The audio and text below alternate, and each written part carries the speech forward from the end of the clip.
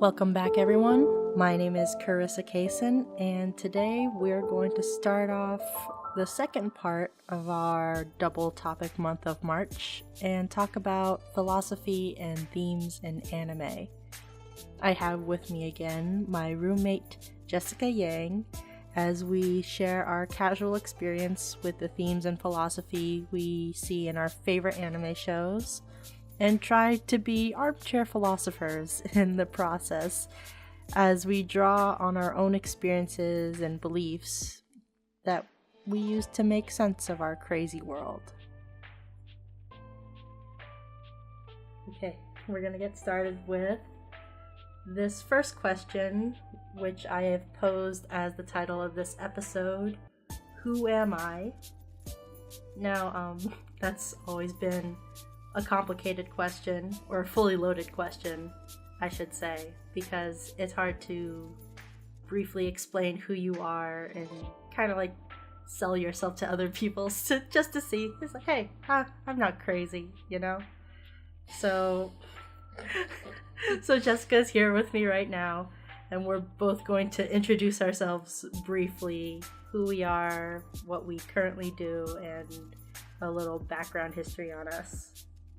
So, who am I? Well, I am the host of this podcast, Carissa Kaysen. I am 22 years old, currently in college, my senior year. I come from a Filipino family, and I was born and raised in the US of A. I grew up in a mostly Christian household, but as time went on, it was mostly my dad who influenced me to observe the wider world outside of the religious Christian view. So now I don't so much identify as a Christian or Catholic. I more identify as someone who's agnostic, somebody who believes that there is a higher power, but not so much the Christian definition of a god. So that's briefly who I am history-wise, other than, like, I love anime, I love martial arts, I like sports, I love hanging out with friends. Like my roommate Jessica right here. Hey. Who am I? Who am I? My name is Jessica Yang. I am a college student at the University of Florida. Go Gators. Chomp chomp. I'm 22, like Carissa. Yes. I come from a Chinese family, and I was born in Florida. So I'm Asian American. This is so awkward. I guess religion-wise, my family was never really religious, so we never practiced anything. Mm-hmm. From what I'm told, my family used to be Buddhist back in China, but after communism took over, you know what happened. Yeah. The Chinese opinion of Buddhism is not great. It's not okay. It's not okay. It's there. Yeah, I have many hobbies. Like music, since you were on my last episode. Yeah. I music. You music. I music a lot. Yes, we would all love to music a lot. My life is a musical. Much to the chagrin of the people around me. Nonsense. Musicals are amazing. Okay, so we briefly introduced ourselves. Now we're going to get into the nitty gritty. Who says that anymore? Apparently I do. Okay, so we're going to start with, do you believe anime can have just as much meaning as, say, a classic novel? So I'm talking about on the same level as stuff we read in high school, so Jane Eyre, Scarlet Letter, Lord of the Flies, 1984, stuff like that. I think so. I think there's like just different forms of storytelling or different vehicles to convey different ideas, like ideological stuff. Because at its core, it's somebody writing a script or a book, and they're just different adaptations of that thing. Yeah. Like, it could be a visual one or on a book. I don't know. No, but I get what you mean. A lot of our understanding of themes in the media we see today, in entertainment media specifically, it comes from our understanding in what we've learned in English class, essentially, and how symbols and themes pop up constantly within those books. I guess what I'm more trying to ask is that, do you think anime has like a distinct advantage over portraying those themes? Because we could talk all about like Orwellian stuff and how like Big Brother is watching us, or the morality of humanity and greed. But do you think anime has like distinct advantages over, say, a book? Maybe. Because there's that visual medium where somebody could like have like a little symbol motif. Mm-hmm. I don't know. It could just probably be on par with each other. You think so? Maybe. It depends how well written each thing is. Mm-hmm. You're a lot more like well read than I am. Oh my gosh. But like, do you think it's a lot more freeing to read a book rather than watch an anime? When it comes to like analyzing themes, it's like, hey, I recognize that theme, or that motif, that symbol, compared to like a visual medium like anime. Oh man, that's, again, it's pretty hard because, again, these mediums are so different. Like, people can flash like something in an anime and it doesn't have to be spoken about. It can be like in the background, but like in books, like if a symbol comes up, you'll read about it and it might stick with you until it comes up again. Mm-hmm. It's just really different. I get what you mean. Like, anime can have like a ton of symbols, it could have a ton of motifs, but it could just mean like a frame where that symbol appears, whereas when you're reading a book, it's like, oh, the apple is on the counter. It's a very simple, but compared to like reading and watching something, I feel like we're more likely to probably miss something when we're watching. Mm-hmm. Like, unless you have multiple viewings. Yeah. Whereas in a book, if you don't scan, mm-hmm. and if you read line by line and word by word, you won't miss it. Mm-hmm. Or you might forget it, though. Mm.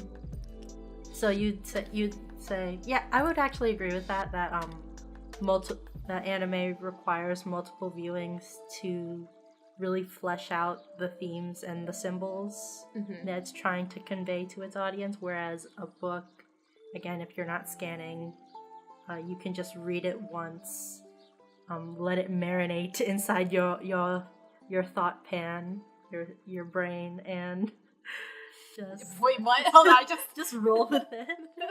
Did you say your thought pan? Yes, it's a thought pan. It's a thought pan. I don't know.